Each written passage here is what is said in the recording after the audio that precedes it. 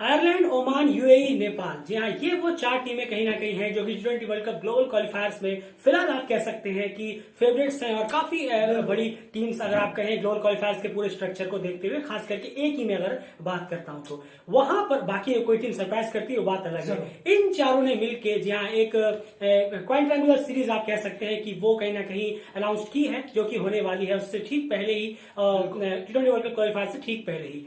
अब ये सीरीज जो है कई मायनों में बहुत इंपॉर्टेंट हो जाती है, क्योंकि यहाँ पर जो सामने आपके ओपोनेंट है लगभग वही ओपोनेंट आपको मिलने वाले हैं T20 वर्ल्ड कप क्वालिफायर्स में, क्योंकि उसी की प्रिपरेशन से रिलेटेड है। अब ये सीरीज में आखिर क्या सोचकर आयरलैंड, यूएई, ओमान और नेपाल ने सीरीज को रखा है? या डेफिनेटली सिर्फ हाथ पैर खोलने के लिए तो नहीं है, क्योंकि उसके लिए तो ऑलरेडी अपनी अपनी जगह पर प्रैक्टिस कर रहे हैं, मैचेस खेल रहे हैं। यहाँ पर चारों टीमों में कहीं ना कहीं कुछ एक ऐसी चीजें हैं जो कहीं ना कहीं बहुत ही ज्यादा उनके T20 वर्ल्ड कप क्वालिफायर्स के T20 वर्ल्ड कप को खेलने के जो सपने को डेफिनेटली तोड़ते हुए नजर आएंगी, अगर उन पॉइंट्स में से कोई भी पॉइंट अगर उजागर हो गया सामने टीम के खिलाफ, खास करके T20 वर्ल्ड कप ग्लोबल क्वालिफायर्स में। आपको एक एक करके हम बताने की कोशिश करते हैं कि इन चारों टीमों में क्या वो खामियां नजर आ रही है जिनके बदौलत इन्हें बहुत भारी कीमत चुकानी पड़ सकती है अगर उन्होंने इस सीरीज के जरिए इसे ठीक करने की कोशिश जल्द से जल्द नहीं की तो। शुरुआत सबसे पहले कर लेंगे, जी हाँ, सबसे ज्यादा फेवरेट टीम फिलहाल अगर नजर आ रही है, सबसे ज्यादा परसेंटेज के साथ सबसे ज्यादा फेवरेट टीम है वो है आयरलैंड। चलिए बात कर लेते हैं कि आयरलैंड में एक वो क्या खामी नजर आ रही है जो कहीं ना कहीं उनके साथ काफी समय से चली आ रही है और वो कहीं ना कहीं उन्हें भारी ना पड़ जाए। बिल्कुल, और ये कहीं ना कहीं जो सबसे ज्यादा जो इनको डेंट करता आ रहा है कई टूर्नामेंट या सीरीज में हमने देखा है कि आयरलैंड की जो पेसर्स हैं, सबसे पहला जो मुद्दा ये है कि जो पेसर्स है वो इनकंसिस्टेंट बहुत ज्यादा रहते हैं। बिल्कुल, ये अच्छे पेसर हैं, पेसर जरूर अच्छे हैं, आपके पास लेफ्ट आर्म भी है, राइट आर्म भी है, लेकिन कंसिस्टेंसी परफॉर्म नहीं है। पहले मैच में किसी ने ऑल आउट कर दिया टीम को, किसी ने 3 विकेट निकाल लिए, 4 विकेट निकाल लिए, लेकिन वो जो परफॉर्मेंस है या इकोनॉमिकली है वो नहीं रहता थ्रू आउट द सीरीज कह लें चाहे थ्रू आउट द टूर्नामेंट कह लें, वो इनसे नहीं हो पाता आयरलैंड के बॉलर पेसर से कहीं ना कहीं, क्योंकि आयरलैंड पेसर पे ही ज्यादा डिटरमाइंड रहा है, भरोसेमंद रहा है। बिल्कुल, खास करके मैं T20 की अगर बात करूं, इनकंसिस्टेंसी लगातार उनके बीच में बनी हुई रहती है। अगर वो एक मैच में इतना शानदार परफॉर्मेंस करते हैं, सामने टीम को 110-20 पर आउट कर दे, वहीं पर अगर दूसरे मैच की बात करूं तो एकदम से फ्लैट हो जाती है उनकी जो स्पेस बॉलिंग अगर मैं कहूं तो कंसिस्टेंसी टूर्नामेंट में बरकरार नहीं रख पाते, जिस वजह से कहीं ना कहीं वही हाल अभी T20 वर्ल्ड कप में भी हुआ। अब देखिए, एक मैच में कर्टिस स्टैम्फर ने नीदरलैंड्स के खिलाफ 4 विकेट लिए, नीदरलैंड्स को एकदम खत्म ही कर दिया। मैक्स आउट के अलावा कोई चला तक नहीं, शायद कोई 10-15 रन भी नहीं पहुंचा था उस मैच में। स्कॉट एडवर्ड्स भी थे कि वो भी इतना कुछ नहीं कर पाए, लेकिन वहीं पर अगर आप देखें उनको नामीबिया के खिलाफ और श्रीलंका के खिलाफ, तो आपके सामने पूरा रिपोर्ट हाजिर है कि वहां पर कितने स्ट्रगल करते हुए श्रीलंका के खिलाफ शुरू में झटके दिए, लेकिन उसके बाद फिर वही फ्लैट हो गई, क्योंकि वहां पर स्पिनर्स बीच में, उसके बाद पेसर्स ने भी कहीं ना कहीं दम तोड़ दिया। और वही हाल यूएसए के खिलाफ भी हुआ जब पहला मैच हुआ था। शुरू में थोड़ी अच्छी कराई, फिर एकदम से फ्लैट हो गए। ये प्रॉब्लम पेसर्स में बहुत ज्यादा है, और इसीलिए टूर्नामेंट्स में जब कोई लंबा 5-6 मैच का टूर्नामेंट हो, वहां पर बहुत ज्यादा स्ट्रगल हो जाती है। बॉलिंग की अगर मैं बात करूं, पहले मैच में फायर करते हुए नजर आएंगे, आपको लगेगा अरे खत्म है, ये तो हो गया, नॉट एट फेवरेट है। अगले मैच में इतनी खराब बॉलिंग हो जाएगी पेसर्स के जरिए कि लगेगा ही नहीं कि वो पेसर्स थे जिन्होंने पहले मैच में बॉलिंग कराई थी। ये एक इनकंसिस्टेंसी आयरलैंड के साथ, आयरलैंड के पेसर्स के साथ बनी हुई है, जो उन्हें दुरुस्त करने की बहुत ज्यादा जरूरत है इस सीरीज के जरिए। एक और पॉइंट जो उनके साथ जुड़ा हुआ है वो है उनका स्पिन डिपार्टमेंट। जी हाँ, T20 क्रिकेट में स्पिन डिपार्टमेंट की इनकी क्या हाल है, क्या रिपोर्ट है हमारे पास, आइए जानते हैं। बिल्कुल, और अभी देखिए T20I में उनके पास स्पिनर्स के लिए ज्यादा कोई ऑप्शंस है नहीं। अभी देखिए आप, उन्होंने मैकबरीन को रिसेंट परफॉर्मेंस के बेस पे भी उन्होंने टीम में रखा है, इंक्लूजन हुआ है उनका। सिमी सिंह जो पहले से ही बॉलर थे टीम में, वो इतने ज्यादा कहना होगा ओडीआई में जितने ज्यादा फेवरेट रहते हैं, जितने अच्छी बॉलिंग कराते हैं, उतना उनका शॉर्टर फॉर्मेट में एकदम उतना वैसा इम्पैक्ट नहीं रहता जितना होना चाहिए स्पिनर्स का। कहीं ना कहीं स्पिनर को लेके बहुत ज्यादा फील्ड प्लानिंग भी नहीं दिखाता है आयरलैंड, जितना पेसर्स पे भरोसा दिखाता है, फील्ड प्लेसमेंट रखता है, उतना स्पिनर्स पे रखता हुआ यकीन नहीं दिखाता हूँ। जी हाँ, और आपको ये रखना होगा, क्योंकि आप ओमान में इस बार क्वालिफायर्स खेल रहे हैं और आप स्पिन डिपार्टमेंट में अगर काम ना करें तो बिल्कुल भी गलत होगा। कैप्टन और कोच को कहीं ना कहीं ध्यान रखना होगा, स्पिनर्स के लिए भी कुछ प्लान इंक्लूजन करने होंगे। सिमी सिंह T20 क्रिकेट में इतने इफेक्टिव नजर नहीं आते जब वो बॉलिंग कराते हैं, बजाय वनडे इंटरनेशनल के। वहीं पर अगर मैकबर्न की भी बात करूं तो उनका ओडीआई में जो इकोनॉमी है वो 4.5 की है, और जब वो T20 में आते हैं तो उनकी 7.5 के आसपास की इकोनॉमी हो जाती है। अगर स्पिनर्स जो कि मिडिल ओवर्स होते हैं, अगर स्पिनर्स मिडिल ओवर्स में 7-8 रन पर ओवर दे रहे हैं अपनी बॉलिंग से बिना विकेट लिए, तो डेफिनेटली एक बेस तैयार हो रहा है सामने वाली टीम के लिए कि लास्ट के 5 ओवर में आपके पेसर्स पे प्रेशर बना सके। तो ये कहीं ना कहीं बिल्कुल भी सही नहीं है। तो स्पिन डिपार्टमेंट आयरलैंड का बहुत बहुत ज्यादा आप कह सकते हैं कि बिलो एवरेज परफॉर्म करता हुआ नजर आता है T20 क्रिकेट में जब भी हम देखते हैं आमने सामने की। एक आध परफॉर्मेंस से ही मत सोचिए कि आप कोई बड़ा क्वालिफायर जीत जाएंगे, कभी कभार परफॉर्मेंस हो जाए और रेगुलर वो परफॉर्मेंस हो, कम से कम इकोनॉमिकल रहे, ये ध्यान रखना जरूरी है। ये करना होगा सिमी सिंह और जो भी स्पिनर्स जो भी और इंक्लूडेड होंगे कि उन्हें इकोनॉमिकल रहना होगा, उन्हें 4-5 रन से ज्यादा अपने ओवर्स में नहीं देने होंगे, टाइट बॉलिंग रखनी होगी, कैप्टन से अच्छी फील्डिंग प्लेसमेंट लेनी होगी ताकि वो इस चीज को बेहतर कर सकें। और ये दो चीजें सबसे ज्यादा कमियां हैं जो कि आयरलैंड को ठीक करनी होगी, क्योंकि सही टाइम पे मान लीजिए सेमीफाइनल में आपके पेसर्स ने धोखा दे दिया और आपके स्पिन डिपार्टमेंट में आप काम करते नहीं है वैसे भी, तो फिर कहीं ना कहीं आपका जो वर्ल्ड कप खेलने का भी सफर है वो कहीं ना कहीं स्टॉप हो जाएगा। दूसरी तरफ से अगर ओमान और नेपाल में से जो भी टीमें पहुंचती हैं अगर वो बेहतर आपके सामने कर पाती हैं तो।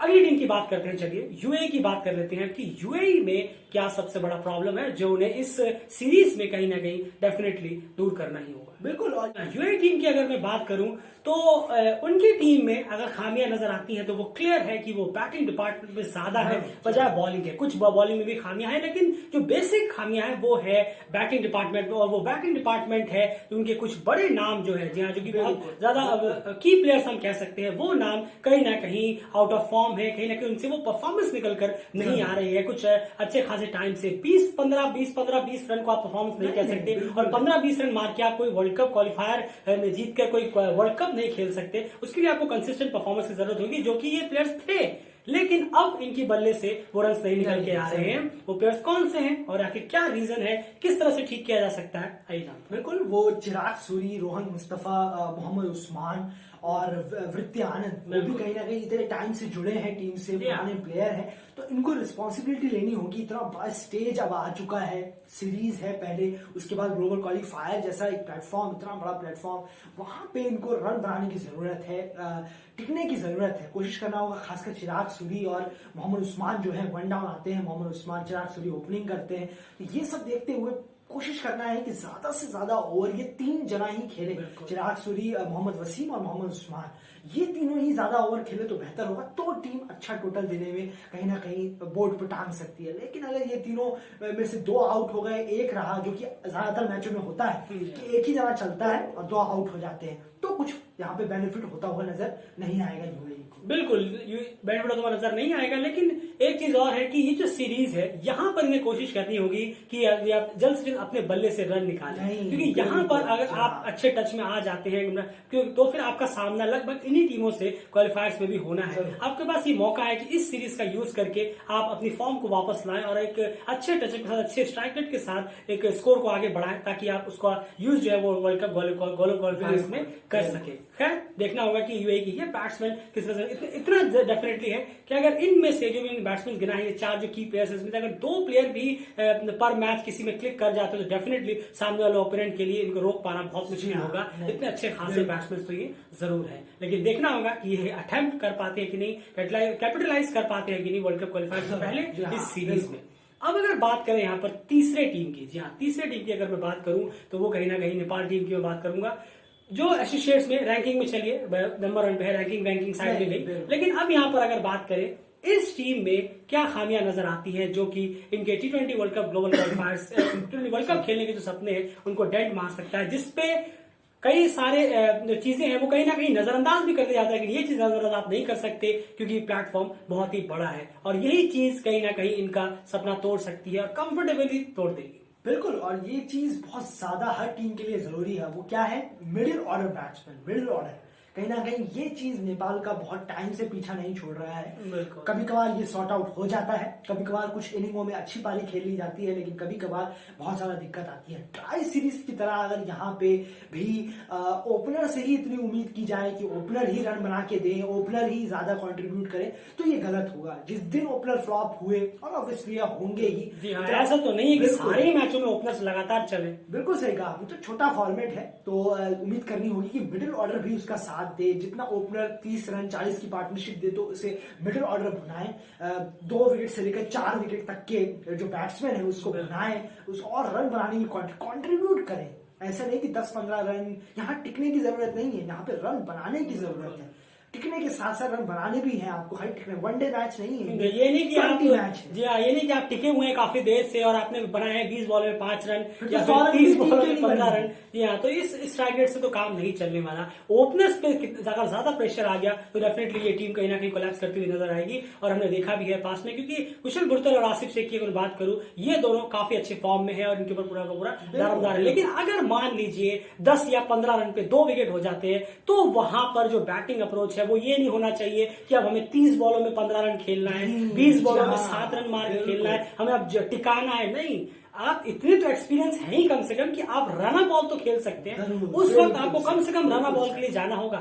शुरू में 100 की स्ट्राइक रेट के साथ ही चलना होगा, भले आपके 20 पे 2 हो, आसिफ और कुशल दोनों पवेलियन पे हो, वहां पर ज्ञानेंद्र मल्ला, दीपेंद्र सिंह यारी और जो भी बीच में वहां पर बैट्समैन आने वाले हैं, उनको ये मेक श्योर करना है कि 20 पे 2 है तो 4 ओवर में चलिए ठीक है, अब हमें कम से कम 11-12 ओवर तक रना बॉल लेके जाना है। कैसे भी आपको हर ओवर में 6 रन निकालने हैं। उससे अब ये भी एक बात है कि आप उससे ऊपर कहीं मत सोचिए। अब आप ये मत सोचिए कि अरे अब यहाँ इस ओवर में 10 निकाल लूंगा, अरे बॉलर इतना अच्छा कि मैं तो उसको 15 निकाल लूंगा, वही आप विकेट दे देंगे। वो खराब बॉलर ही आपका विकेट ले जाएगा।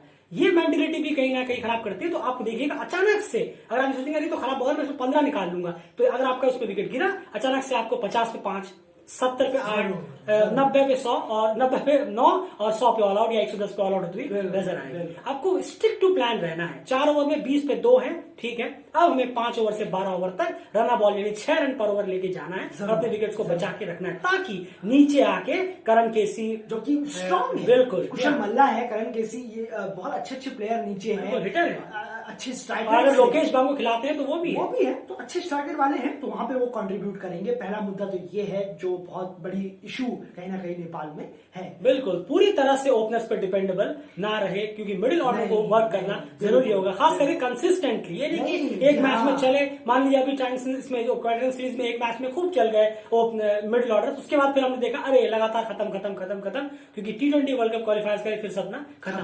जी हाँ, सेकंड अगर प्रॉब्लम की मैं बात करूं, जी हाँ, एक और प्रॉब्लम इसमें नजर आती है और वो क्या है? बिल्कुल, और वो है कहीं ना कहीं कहना होगा कि जो स्पिनर है नेपाल के पास, नेपाल की टीम के पास, उनको इकोनॉमिकल के साथ साथ विकेट के भी ऑप्शंस तलाशने होंगे। बिल्कुल, एक ही नाम यहाँ पर है जिन्हें एक्सक्लूड किया जा सकता है। नहीं, संदीप रामचंद्रन ऑब्वियसली उनको जरूरत नहीं, उनको हटा के हम कह रहे हैं बैट्समैन खुद विकेट देंगे, इसमें ये गारंटेड है। एसोसिएट में तो कोई इनसे बड़ा स्पिनर है ही नहीं इस वक्त अगर देखें तो। बिल्कुल, लेकिन जो अदर स्पिनर्स हैं नेपाल के, साहब आलम है, कुशल मल्ला है, इनकी बात कर रहा हूँ, दीपेंद्र सिंह ऐरी भी चलिए, अगर पार्ट टाइमर आए, उनकी नौबत अगर आगे कराने की तो फिर बहुत ही बुरा। अगर आरिफ शेख खेल रहे हैं तो वो भी है। हाँ बिल्कुल, तो ये सब चीजें जो है कहीं ना कहीं इन सब में गौर करने की जरूरत है कि इनको इकोनॉमिकल के साथ साथ, अब संदीप के साथ जो इकोनॉमिकल भी रहना है, लेकिन विकेट टेकिंग का भी ऑप्शन देखना होगा। फील्डिंग प्लेसमेंट के साथ साथ अगर वो विकेट निकाल पाए इकोनॉमिकल के साथ साथ, अगर आप इकोनॉमिकल रह रहे हैं, विकेट दूसरी टीम बचा रही है, तो आखिरी के दौर में वो मार ही देगी रन, वो निकाल ही लेगी रन। बिल्कुल, लेकिन अगर आप विकेट निकाल दे रहे हैं तो उनके पास कोई ऑप्शन नहीं होगा, विकेट गिरते चले जाएंगे। तो इसका थोड़ा प्लान बनाने की जरूरत है अदर स्पिनर्स को। मैं संदीप की बात नहीं, बिल्कुल यहाँ पे प्लान बनाने की जरूरत है। अब मैं आपको थोड़ा सा एग्जांपल यहाँ पर दूं, अगर मान लीजिए स्पिनर जो है वो रना बॉल ले रहे हैं, सामने वाली टीम जो है रना बॉल जा रही है, 5 रन 6 रन 5 रन 6 रन में निकाल रहे हैं, आप इकोनॉमिकल रह रहे हैं, संदीप के अलावा जिस पर से मैं उनकी बात कर रहा हूँ, इकोनॉमिकल रह रहे हैं, लेकिन आप विकेट नहीं निकाल पा रहे, तो भले ही सामने मान लीजिए आयरलैंड के साथ आपका सामना हो गया सेमीफाइनल में, वहां पर अगर मान लीजिए, खास करके तो इस सीरीज में ही मैं अगर बात करूं, पहले इस सीरीज में ही मान सामना है, तो चलिए अगर मान लेते हैं कि आयरलैंड की टीम ये का जो हाल है वो 15 ओवर में उन्होंने विकेट बचा के रखे और आपने उनके विकेट्स नहीं निकाले, तो उनका मान लीजिए स्कोर है 15 ओवर में 80 या 85 पे 2 विकेट या 1 विकेट, चलिए 2 विकेट मान लेते हैं, 15 ओवर 85 पे 2 विकेट, तो आपने अच्छा खासा इकोनॉमिकल रखा है। जी हाँ, रिकॉर्ड रखा, आपने रन अच्छा रखा है, सब बेटर है, लेकिन उनके पास विकेट्स भी अभी है। मैं आपको गारंटी से बोल रहा हूं, लास्ट के 5 ओवर कोई भी पेसर क्यों ना करा रहा हो, वो डेफिनेटली 60 से 70 रन निकाल लेंगे। इस तरह का कैलिबर आजकल के क्रिकेट में बहुत ज्यादा बढ़ गया है, बहुत बढ़ गया है, क्योंकि उन्हें पता चल जाएगा इनके संदीप के ओवर खत्म हो चुके हैं, जो कि विकेट टेकर है, और इनके स्पिनर्स जो है वो सिर्फ इकोनॉमिकल है, विकेट टेकर नहीं है। अब ये 5 ओवर आ गए हैं पेसर्स के, वो बहुत ही ज्यादा आकलन और स्टेटस का लगा के आप उस 5 ओवर में ज्यादा से ज्यादा 60 से 70 रन निकालने की कोशिश करेंगे और जो स्कोर बन जाएगा वो होगा 150 के आसपास। फिर वो इतना आसान नहीं होगा 150 रन आयरलैंड की पेस अटैक के सामने अगर वो परफॉर्मेंस पे रहे तो डेफिनेटली कर पाना। तो ये चीजें गौर करने वाली बात होती है, क्योंकि विकेट टेकिंग भी होना आपको जरूरी होगा। खास करके मैं 2 टीमों के खिलाफ कहूंगा, ये आयरलैंड और ओमान, इनके खिलाफ आपको विकेट्स निकालने होंगे डॉट के बजाय। यूएई या बाकी टीमों के खिलाफ काम चल जाएगा डॉट से, लेकिन इन दोनों के खिलाफ आपको डायरेक्ट विकेट निकालने होंगे। ये नहीं सोचना कि नहीं डॉट तो हम निकाल रहे हैं, चलिए हम बाद में प्रेशर बना लेंगे, क्योंकि इनके बैट्समैन को कभी भी तगड़ी हिटिंग में बिलीव रखते हैं और वो पूरी तरह से उम्मीद है कि वो विकेट बचा के हिटिंग कर भी सकते हैं। ये एक चीज गौर करने वाली बात होगी, इस पे काम करना बहुत ज्यादा जरूरी है। इस सीरीज में वो काम कर ले तो ज्यादा बेहतर होगा। वर्ल्ड कप क्वालिफायर्स काम करने की नहीं, वहां पे फिर कारनामा करने की जरूरत होगी। अब यहाँ last but not the least Oman, यहाँ होस्टिंग टीम की बात कर ले, उन्होंने ये सीरीज जो रखवाई है, जो ये चारों टीम्स में खेलने वाली है, ओमान को क्या चीज सता रही है जो T20 में इतना अच्छा परफॉर्मेंस नहीं कर पाया। T20 वर्ल्ड कप में तो पीएनजी का मैच छोड़ दिया तो हॉरिबल परफॉर्मेंस देखने को मिली है उनकी तरफ से, सिर्फ जतिंदर सिंह को एक्सक्लूड करते हैं। बिल्कुल बिल्कुल, और कहीं ना कहीं जतिंदर सिंह पे ही ज्यादा डिपेंड रहती है टीम। उसके बाद आकिब इलियास है, जिशान मकसूद है, इन तीनों पे ही 5 साल पहले भी इन्हीं पे डिपेंड थे, 5 साल बाद भी बिल्कुल। और T20 क्रिकेट में तो मेरे ख्याल से जतिंदर, जिशान और बिलाल, इनके अलावा किसी में भी डिपेंडेबल नहीं है और ना रिस्पॉन्सिबल है कोई T20। बिल्कुल बिल्कुल सही कह रहे हैं आप। जितना क्योंकि इतनी बड़ी अच्छी इनिंग जो देखने को नहीं मिलती है आकिब से भी T20 में ऐसा वैल्यूएबल परफॉर्मेंस देखने को नहीं मिलता जो उनसे ओडीआई में उम्मीद बहुत देखने को मिला है। लेकिन जतिंदर, जिशान, बिलाल, यही सब 5 साल पहले भी परफॉर्म करते थे। 2016 वर्ल्ड कप में, 2021 वर्ल्ड कप में भी उठा के देख लीजिए, इन्होंने ही परफॉर्म किया है, कोई और परफॉर्मर है नहीं। तो यही चीज कहीं ना कहीं बहुत ज्यादा सता रही है कि प्लेयर्स हैं तो हमारे पास 11, ये सोचने वाली बात है। टीम तो हमने 11 ही बना ली, लेकिन भाई वहां जाके जिसको परफॉर्म करना है, दूसरी टीम के खिलाफ रन बनाने हैं, बॉलिंग करानी है, विकेट लेने हैं, ऐसा कोई हमारे पास है नहीं। बिल्कुल। अब मैं आपको ये बताता हूँ, देखिए कसरत प्रजापति है उनके पास, अयान खान है, नदीम है, संदीप गौड़ है, सूरज कुमार है जो विकेट कीपर है, ये सब प्लेयर्स उस टीम में है। लेकिन पता ही नहीं चलता ये प्लेयर परफॉर्म कब करते हैं। ये अगर एक मैच में चलते हैं 15, 20, 25 रन मार दिए, उसके बाद 2-3 मैचों में खामोश हो जाता है इनका बल्ला। बिल्कुल, ये तो नहीं होगा, क्योंकि आप एक इतने बड़े इवेंट को खेल रहे हैं, यहाँ पर 2-3 मैचों में अगर बल्ला खामोश रहा तो आपका वर्ल्ड कप का सपना भी खामोश ही हो जाएगा। क्योंकि उससे पहले ये सीरीज इसीलिए है कि आप इसमें अपनी खामियों को दूर करें। खास करके कहीं ना कहीं बैटिंग ऑर्डर को थोड़ा बहुत अगर आप ऊपर नीचे करके आप उनको ज्यादा से ज्यादा मौके दें कि आपको ज्यादा से ज्यादा बॉलें मिले। मैं यही चाहूंगा ओमान के लिए कि वो सूरज, कश्यप, प्रजापति तो खैर मेरे ख्याल से ओपनिंग ही आते हैं। सूरज अगर की बात करूं, सूरज, अयान खान, नदीम, इन लोगों को थोड़ा ऊपर बैटिंग कराए तो ज्यादा बेहतर होगा। इनको ज्यादा से ज्यादा बॉलें खेलने को दे, क्योंकि इस सीरीज में अगर आप हार भी आते हैं तो कोई बड़ी बात नहीं है। आपने ये सीरीज रखवाई इसलिए ताकि आपको क्वालिफायर्स की तैयारी हो सके। आप इनको ज्यादा से ज्यादा बॉलें खेलने के लिए दे, टेस्ट करें। आयरलैंड के खिलाफ, नेपाल के खिलाफ, यूएई के खिलाफ, इनके खिलाफ आप टेस्ट करें। इनको थोड़ा, इनके जो डाउन ऑर्डर्स हैं उनको और ऊपर करें। जिशान और आकिब को अगर आप नीचे ले आए कोई बात नहीं, वो तो बड़े प्लेयर्स हैं,